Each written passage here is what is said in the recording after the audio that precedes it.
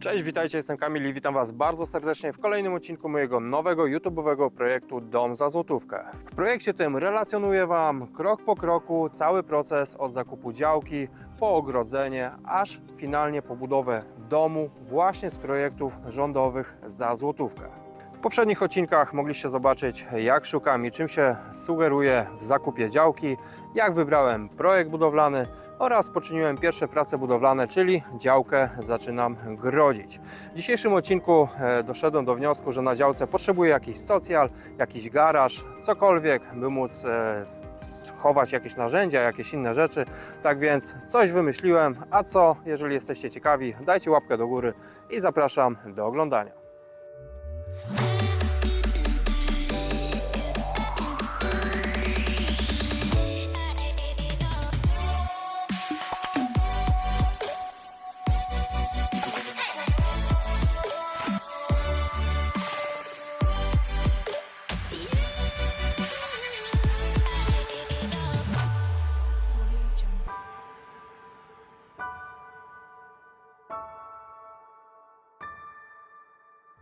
No i witajcie w kolejnym dniu prac na działce. Moi drodzy, doszedłem do wniosku, że na działce potrzebny mi jest jakiś schowek, garaż, cokolwiek z tym wspólnego. Dlatego, że nie chce mi się za każdym razem wozić taczek, szpadli i innych rzeczy, których no, nie muszę wozić, a zawalają mi tylko miejsce. Jak jadę do jakiegoś sklepu po jakieś materiały, to cały czas to przerzucam. No i co, doszedłem do wniosku, że kupując garaż, ukradną mi zawartość tego garażu i nawet sam garaż mi ukradną. Dlatego szperając w internecie doszedłem do wniosku, że kupię kontener morski. Tak więc dzisiaj kontenerek przyjedzie, a ja zabieram się za znalezienie dla niego dobrego miejsca. No i architekt przesłał mi w wersji cyfrowej plan zagospodarowania działki. No i zobaczcie, mam tutaj 5×5 odstęp studnie. Będę miał w tym miejscu, gdzie jest cyferka trójeczka. No i co, 5 metrów, 16 metrów od ogrodzenia zacznie się dom. No i dom ma 7,20 szerokości, więc chciałbym, żeby też ten kontenerek sobie stał, że ja będę wjeżdżał sobie z tej strony. Zobaczcie, będę sobie wjeżdżał z tej strony działki, tutaj i z tyłu. No i tutaj jeszcze jakieś garaże w przyszłości postawię w tym miejscu, więc z tamtej strony działki będę sobie wjeżdżał. Tak jak jest droga wyjeżdżona, tu jakieś garaże będą. Dlatego ten dom jest tak tutaj cofnięty, żeby tutaj, gdzie te cyferki 2 i 3, można było w przyszłości te garaże postawić. Więc mam 16 i 7,2. To mam, słuchajcie, 23 metry. Chciałbym, żeby tak na 30 metrów stał mój kontenerek, więc już sobie wziąłem, naszykowałem taśmę mierniczą i sobie przyłożyłem przy słupku. No i sobie 30 metrów muszę odmierzyć. A więc 30 metrów już wstępnie wiem, że jest tutaj. No i co, ponieważ ten kontenerek w przyszłości nie wiem, czy ja go sprzedam, czy coś z nim zrobię, to nie będzie on tutaj na stałe. Chyba że mi się coś w głowie zmieni. Ponieważ będę robił w przyszłości jakąś opaskę taką na metr i posadzę jakieś drzewka, no to sobie tutaj na 1,20 m od ogrodzenia ustawiłem bloczki, bo chciałbym, żeby stał na bloczkach, żeby był troszeczkę w powietrzu, żeby nie był na samej ziemi, chociaż i tak jego ciężar powinien delikatnie go wbić.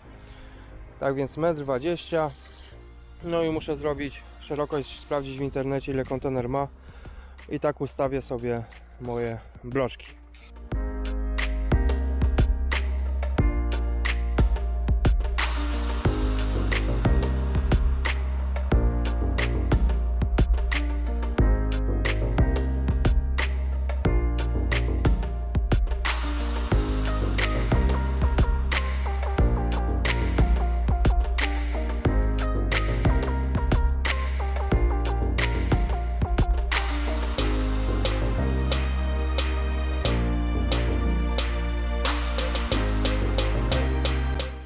No i dobra, bloczki sobie rozłożyłem zgodnie z tym, co mówi wujek Google. Kontener ma 2,35 szerokości, to dałem 2,40, no i ma 12,03 metra długości, więc dałem 12,10. No i co? Przywiozłem 12 bloczków, dlatego że kontener nie potrzebuje aż tylu punktów podparć. Wystarczyłoby tutaj w rogach, na środku i na końcu, dlatego że on ma porządną ramę. Ale przywiozłem 12, bo miałem na 2 stawiać. Jednak widzę, że na 2 to będzie strasznie wysoko i zostaniemy na 1. Zobaczymy, czy to się wbije w ziemię. Bądź co bądź, czekamy na przyjazd kontenerka. I właśnie przed chwilą dostałem telefon, że pan już dojeżdża z kontenerkiem, więc niech wjeżdża na placyk. Mam nadzieję, że się tu nie zakopie, tak jak ja się zakopałem pierwszego dnia. Trochę już rozjeździłem. Zobaczymy, jak to będzie wszystko wyglądało.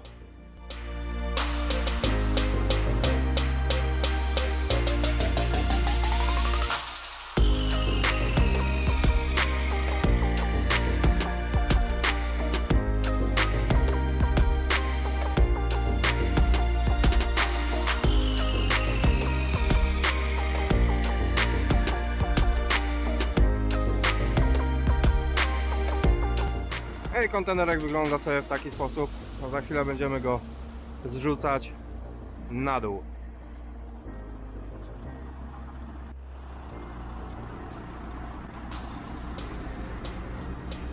Nawet nie jest zły.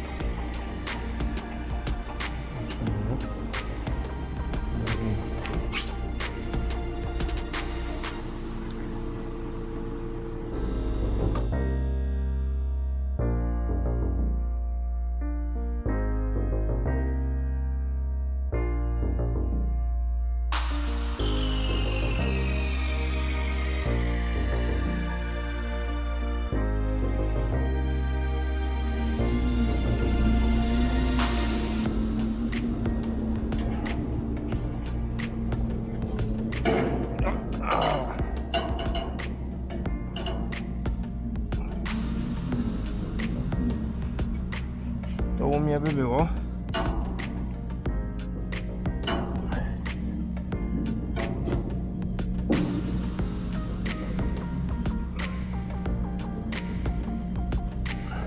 Dobra.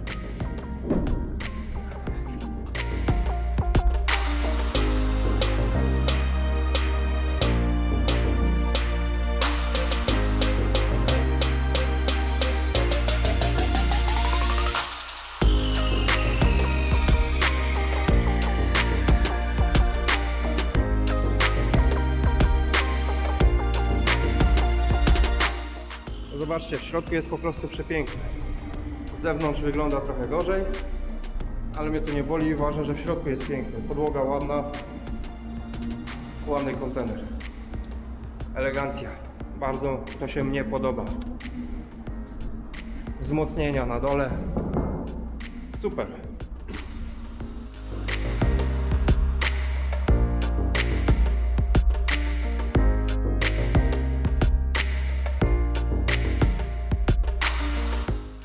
No dobra, kierowca pojechał, możemy sobie go obejrzeć na spokojnie jeszcze raz. Z zewnątrz wygląda w ten sposób. Fajnie, bo nie ma żadnych wniotek takich większych. Jakieś tam delikatne obtarcia, jak to na doku kontenerowym bywają. Szyna dolna w miarę prosta. Na środku widać, że tylko lekko dostał, ale to naprawdę jest tylko przegięcie. Tutaj wszystko gra. Wiadomo, to nie jest kontener typu one way, że zrobił jedną trasę i będzie nowiutki, lśniący. Ale powiem wam szczerze, jak za tą cenę, no to naprawdę jestem pod wrażeniem. Wejdźmy jeszcze raz.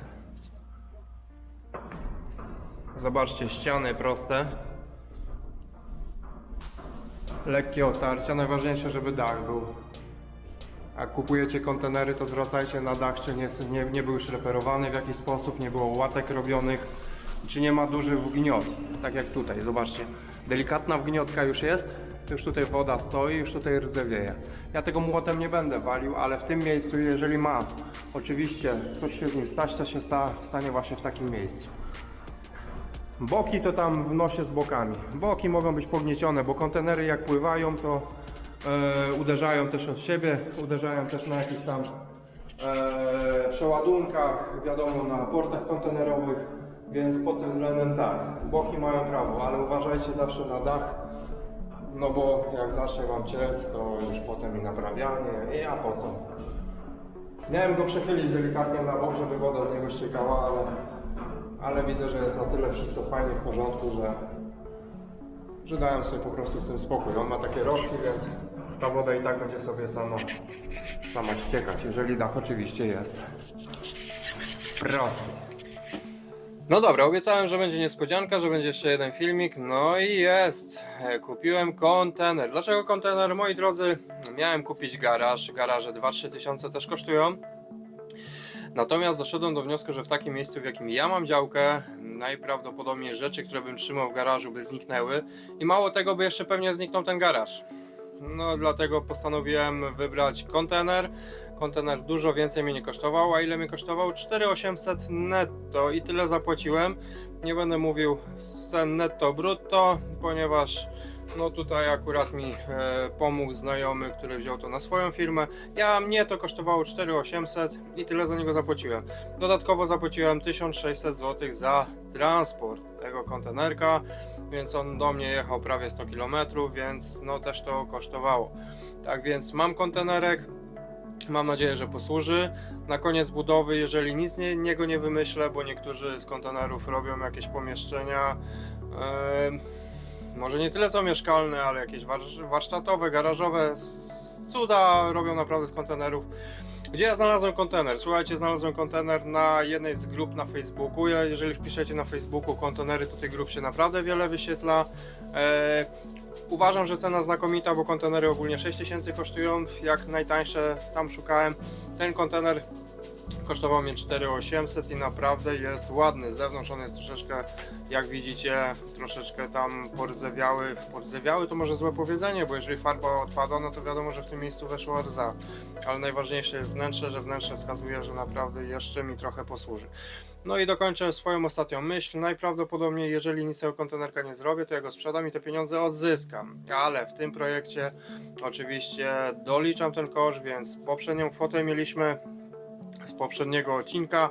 No i dochodzi mi kontenerek 4800 plus 1600 zł transport, więc znowu mamy kwotę taką tego odcinka. Moi drodzy, jest garaż, jest gdzie się schować, będę tam trzymał, nie będę trzymał wartościowych rzeczy, nie będę trzymał elektronarzędzi, ale będę trzymał takie taczki, jakieś inne rzeczy, no i oczywiście w kilku miejscach coś tam ukryję, gdyby to miało kusić złodziei, więc nie polecam, żebyście się czasem nie zdziwili, że w bardzo szybki sposób osoby, które wiedzą, gdzie ten kontener stoi, że w bardzo szybki sposób może do Was dojść, po prostu poumieszczą GPS-y w kilku rzeczach i tak po prostu na wszelki niewielki. To takie małe ostrzeżenie, bo naprawdę zależy mi, żeby nic tam nie zginęło, a ja nie jestem w stanie wozić ze sobą taczek, szpadli i tak dalej, a bez tych rzeczy do składu budowlanego latać, kupować nowe, musiałbym poświęcać bardzo dużo czasu i pieniędzy, które są potrzebne na realizację tego projektu. Moi drodzy, bardzo serdecznie dziękuję za obejrzenie tego odcinka, nie zapomnijcie dać łapki w górę, zasubskrybować kanał, to mi bardzo pomaga, no i pamiętajcie ten dzwoneczek, jeżeli chcecie na bieżąco oglądać nowe odcinki. Trzymajcie się ciepło, cześć!